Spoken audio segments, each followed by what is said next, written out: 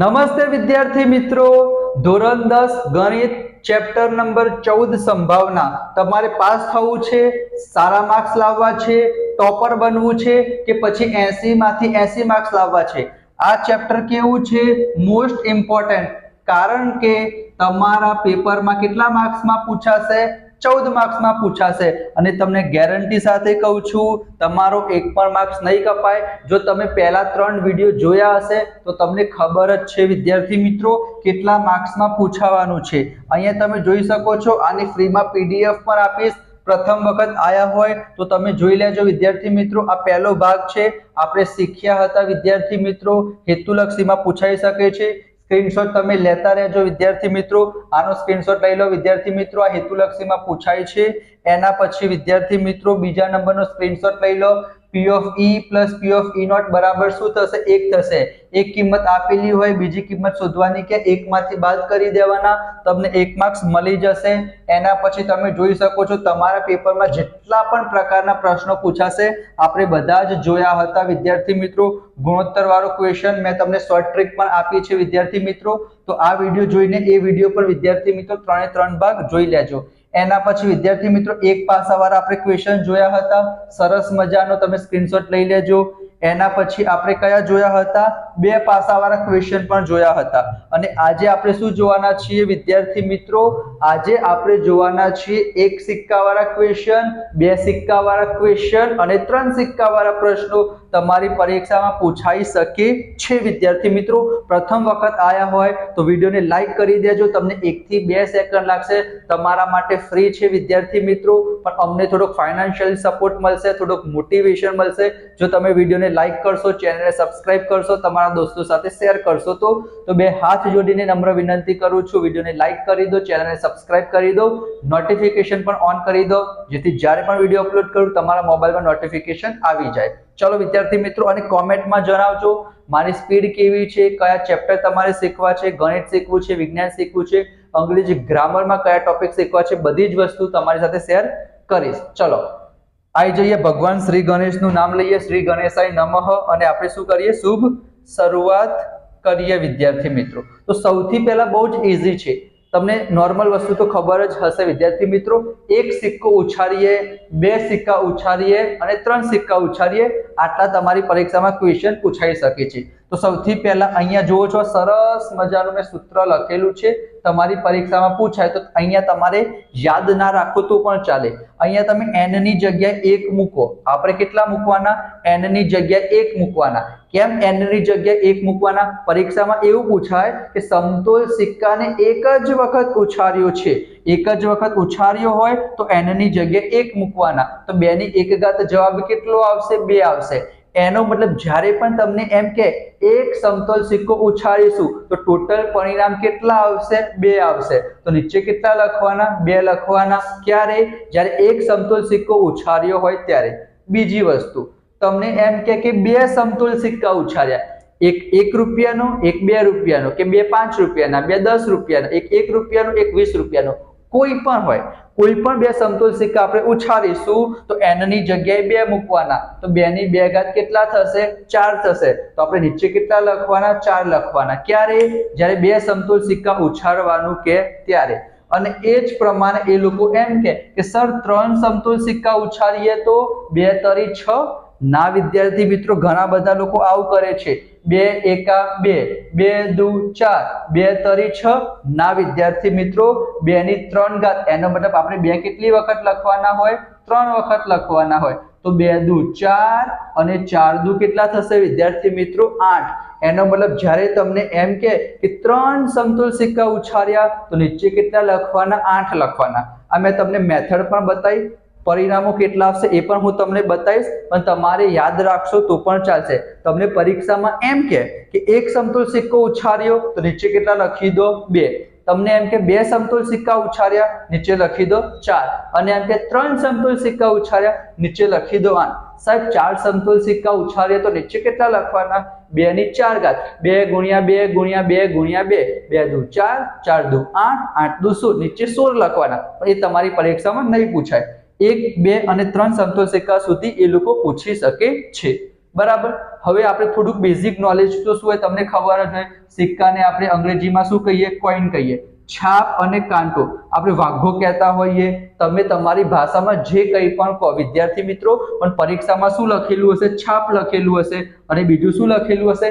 કાંટો લખેલું હશે। તો છાપને અંગ્રેજીમાં હેડ કહેવાય, એના માટે છાપને આપણે એચ વડે ડિનોટ કરીશું અને કાંટાને ટેલ કહેવાય, એનો મતલબ કે આપણે ટી વડે રિપ્રેઝન્ટ કરીશું। આટલું ખબર પડી ગઈ? છાપને એચ વડે, કાંટાને ટી વડે। સિક્કાને અંગ્રેજીમાં કોઈન કહેવાય એ તો વાંધો નહીં, આટલું બેઝિક નોલેજ તમને ખબર પડી ગઈ। એક સમતોલ સિક્કો ઉછાળો તો નીચે 2 લખવાના, 2 સમતોલ સિક્કામાં 4 લખવાના અને 3 સમતોલ સિક્કામાં 8 લખવાના। હવે એના પછી વિદ્યાર્થી મિત્રો આપણે આવી જઈએ ક્વેશ્ચન ઉપર। અહીંયા શું લખેલું છે? એક સિક્કો ઉછાળીશું। કેટલો સિક્કો ઉછાળ્યો છે? એક સિક્કો ઉછાળીશું તો ટોટલ સંભાવના કેટલી થશે? મેં તમને કીધું હતું નીચે કેટલા લખવાના? 2 લખવાના। સાહેબ કેમ 2 લખવાના? કારણ કે જ્યારે આપણે એક સમતોલ સિક્કો ઉછાળીશું, 1 રૂપિયાનો હોય, 2 રૂપિયાનો હોય, 5 રૂપિયાનો હોય, 10 રૂપિયાનો હોય કે પછી 20 રૂપિયાનો હોય, એક સમતોલ સિક્કો આપણે હવામાં ઉછાળીશું તો એના ઉપર વિદ્યાર્થી મિત્રો શું આવી શકે છે? કાં તો એચ આવી શકે છે અથવા તો ટી આવી શકે છે। ખબર પડી વિદ્યાર્થી મિત્રો? એક સમતોલ સિક્કો ઉછાળીશું તો ઉપર શું આવશે? કાં તો એચ આવશે કાં તો ટી આવશે, એના સિવાય બીજી કોઈ પોસિબિલિટી નથી।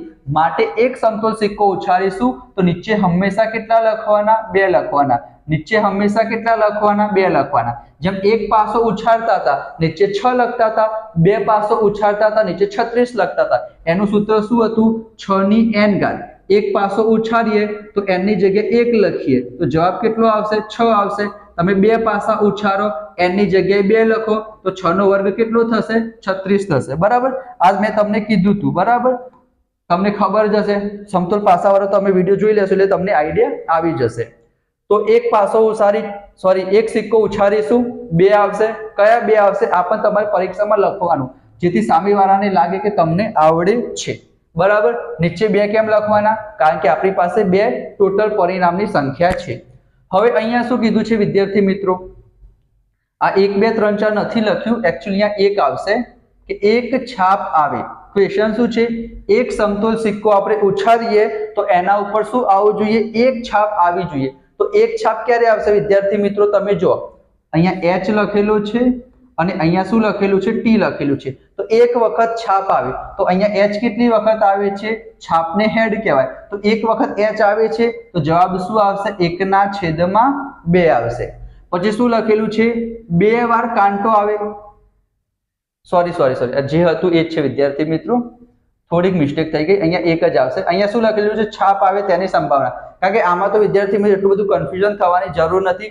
તમને એમ કે છાપ આવે, ટોટલ નીચે તો 2 આવશે એ તમને ખબર પડી ગઈ। પછી ક્વેશ્ચનમાં પૂછાય છાપ આવે તો છાપ એક જ વખત આવે છે તો જવાબ શું આવશે? 1/2। પછી શું લખેલું છે? કાંટો આવે, કાંટો એટલે કે ટી પણ એક જ વખત આવે છે તો જવાબ શું આવશે? 1/2। પછી શું લખેલું છે? છાપ ન આવે, એનો મતલબ એચ ના આવવો જોઈએ, એચ ના આવવો જોઈએ, એનો મતલબ ટી આવવો જોઈએ, તો ટી પણ એક જ વખત આવે છે તો જવાબ શું આવશે? 1/2। અને કાંટો ના આવવો જોઈએ, એનો મતલબ ટી ના આવવો જોઈએ, એનો મતલબ એચ આવવો જોઈએ, એનો મતલબ પણ 1/2। ઇન શોર્ટ જોવા જઈએ તો બધાનો જવાબ 1/2 જ આવે છે। અને મને નથી લાગતું કે એક સિક્કામાંથી આના સિવાય બીજું કંઈ પૂછાઈ શકે। છાપ આવે, કાંટો આવે, છાપ ન આવે, કાંટો ના આવે, આના સિવાય બીજું કંઈ નહીં પૂછાય। તો એક સિક્કાવાળામાં તો બધાનો જવાબ શું આવે છે? 1/2 આવે છે। 50% ચાન્સીસ છે, 50% છાપ આવશે અથવા 50% કાંટો આવશે।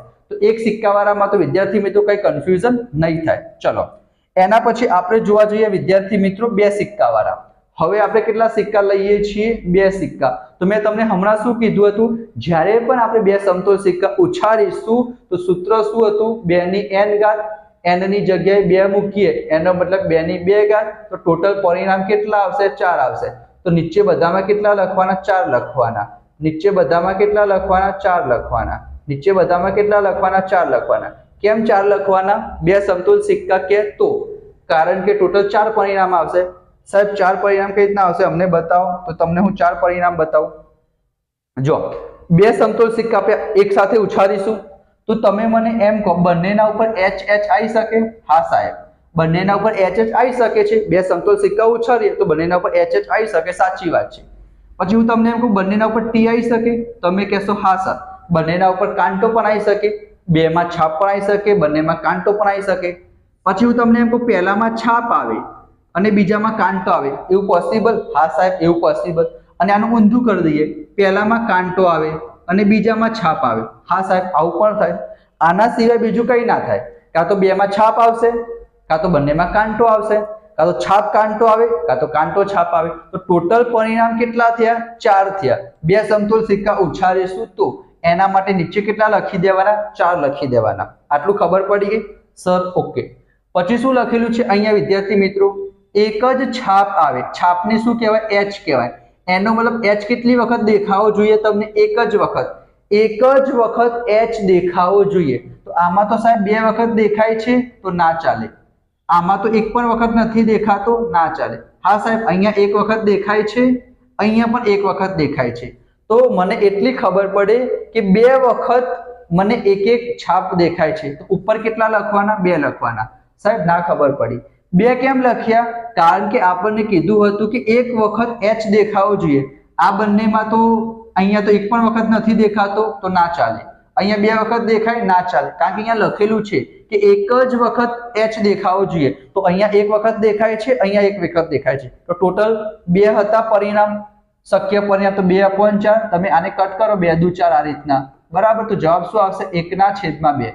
2 ક્યાં લખવાના? જ્યાં મોટી સંખ્યા હોય ત્યાં લખવાના, ઉપર ના લખી દેતા, નકર ખોટું પડશે, બરાબર. ઘણા બધા લોકો ઉપર 2 લખે છે. તો જ્યાં મોટી સંખ્યા હોય ને ત્યાં લખવાના. જેમ કે અહીંયા હું એમ લખું 5/10. તો તમને એ તો ખબર પડે કે સર 5 દુ 10 થાય, પણ 2 ક્યાં લખવાના? આ 10 મોટા છે ને તો ત્યાં લખવાના. ઉપર કઈ ના હોય તો 1 કહેવાય. 1/2. ખબર પડી ગઈ વિદ્યાર્થી મિત્રો? ચલો, અહીંયા શું લખેલું છે? 2 વાર કાંટો. કાંટો એટલે કે ટી. એનો મતલબ કે 2 વખત તમને ટી દેખાવું જોઈએ. 2 વખત ટી દેખાવું જોઈએ. અહીંયા તો એક પણ વખત નથી દેખાતું, અહીંયા બંને વખત દેખાય છે, અહીંયા એક જ વખત દેખાય તો ના ચાલે. અહીંયા લખેલું છે કે 2 વાર દેખાવું જોઈએ. તો અહીંયા તો એક જ વખત દેખાય, ના ચાલે. એક જ વખત દેખાય, ના ચાલે. 2 વખત અહીંયા દેખાય છે તો એક જ ઓપ્શન છે એવો. તો જવાબ શું આવશે? 1/4. 2 વખત એચ દેખાવો જોઈએ. તો 2 વખત એચ ખાલી અહીંયા જ દેખાય છે તો એનો જવાબ પણ શું આવશે? 1/4. અને એક વખત કાંટો દેખાવો જોઈએ. તો અહીંયા વિદ્યાર્થી મિત્રો 2 વખત અહીંયા કાંટો એટલે કે ટી કહેવાય. એક વખત ટી દેખાવું જોઈએ. અહીંયા તો એક પણ વખત નથી દેખાતું. અહીંયા 2 વખત દેખાય છે, અહીંયા એક વખત દેખાય છે, અહીંયા એક વખત દેખાય છે. તો 2/4 એટલે કે આના જેમ આપણે લખવા જઈએ તો શું લખી શકાય? 1/2. તો આ 2 સમતોલ સિક્કા વાળા પ્રશ્ન થઈ ગયા. એક સમતોલ સિક્કા વાળા મેં તમને કરાયા, 2 સમતોલ સિક્કા વાળા કરાયા. હવે આપણે જોઈએ વિદ્યાર્થી મિત્રો 3 સમતોલ સિક્કા વાળા ક્વેશ્ચન. એક કોન્સેપ્ટ મેં હવે રાખ્યો છે, હવે હું તમને સમજાવીશ. એક કોન્સેપ્ટ છે ઓછામાં ઓછો અને વધુમાં વધુ, બરાબર.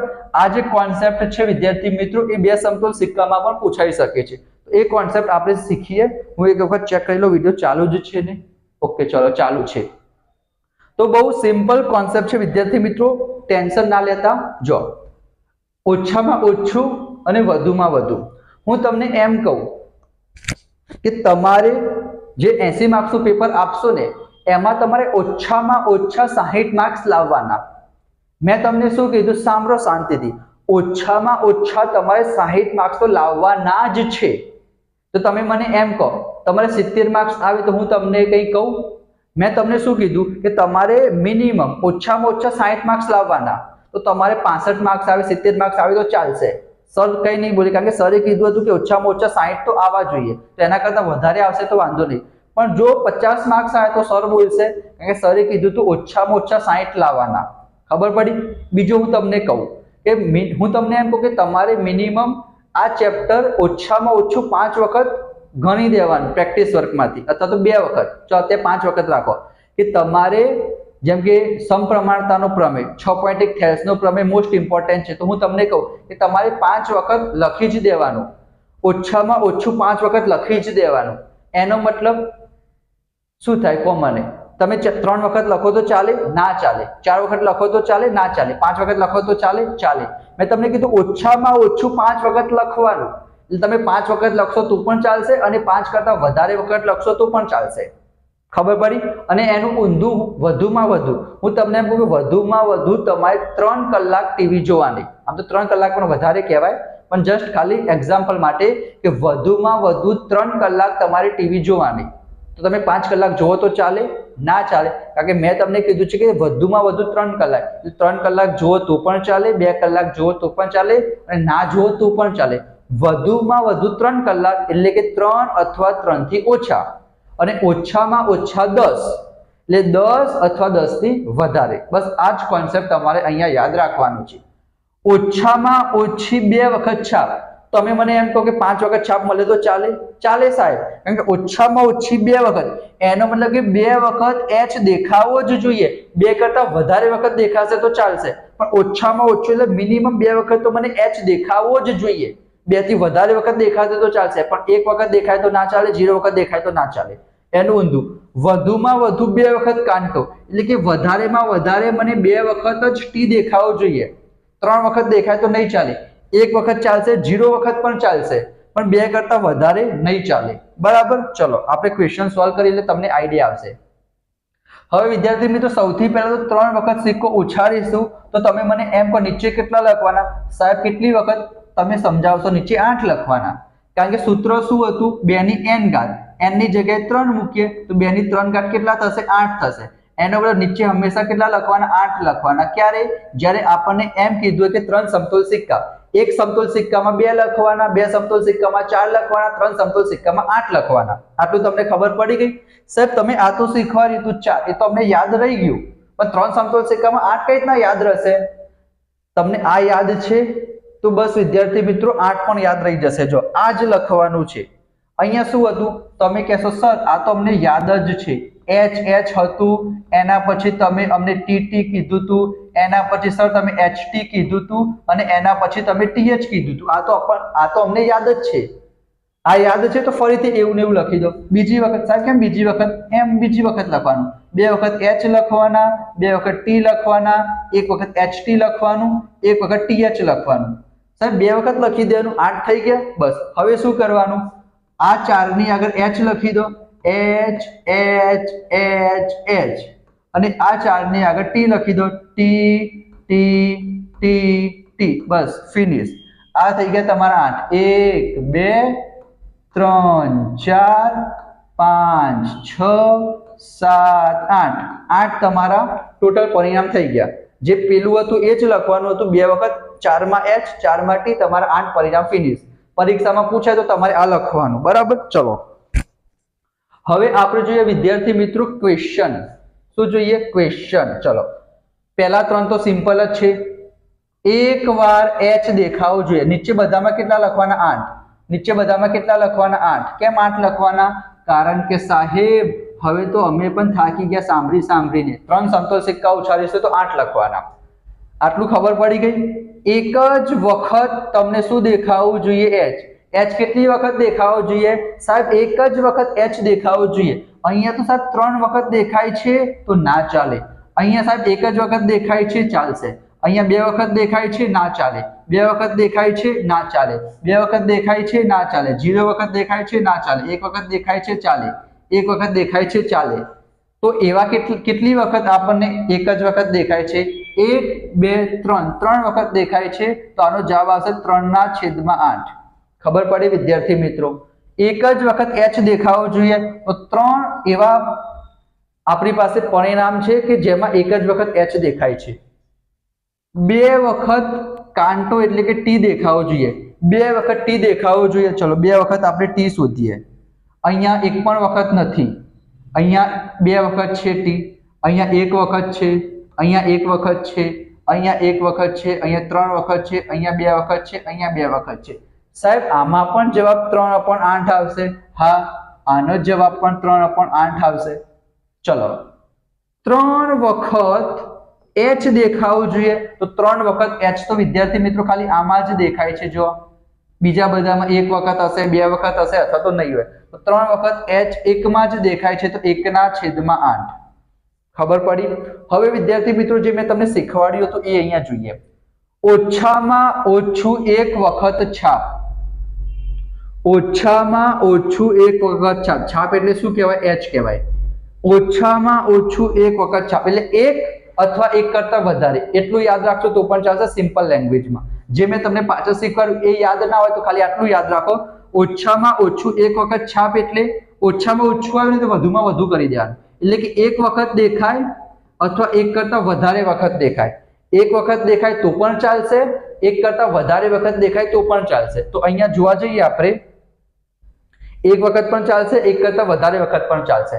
અહીંયા 3 વખત દેખાય છે ચાલશે, એક વખત દેખાય છે ચાલશે, 2 વખત ચાલશે, 2 વખત ચાલશે, 2 વખત ચાલશે. અહીંયા જો એક પણ વખત નથી દેખાતું તો નહીં ચાલે, એક વખત ચાલશે, એક વખત ચાલશે. એનો મતલબ ખાલી એક જ એવો છે કે જેમાં એક પણ વખત નથી દેખાતું, તો 7 વખત દેખાય છે, તો જવાબ શું આવશે? 7/8. ખબર પડી? ચલો, અને એક વધુમાં વધુ વાળું જોઈ લઈએ કે વધુમાં વધુ 2 વખત ટી. એનો મતલબ શું થાય? 2 અથવા 2 કરતા ઓછું. 2 વખત દેખાશે તો પણ ચાલશે, 1 વખત દેખાશે તો પણ ચાલશે, અને 0 વખત દેખાશે તો પણ ચાલશે. શું કીધું છે? કાંટો 2 વખત વધુમાં વધુ, એટલે 2 વખત દેખાશે તો પણ ચાલશે, 1 વખત દેખાશે તો પણ ચાલશે, 0 વખત દેખાશે તો પણ ચાલશે.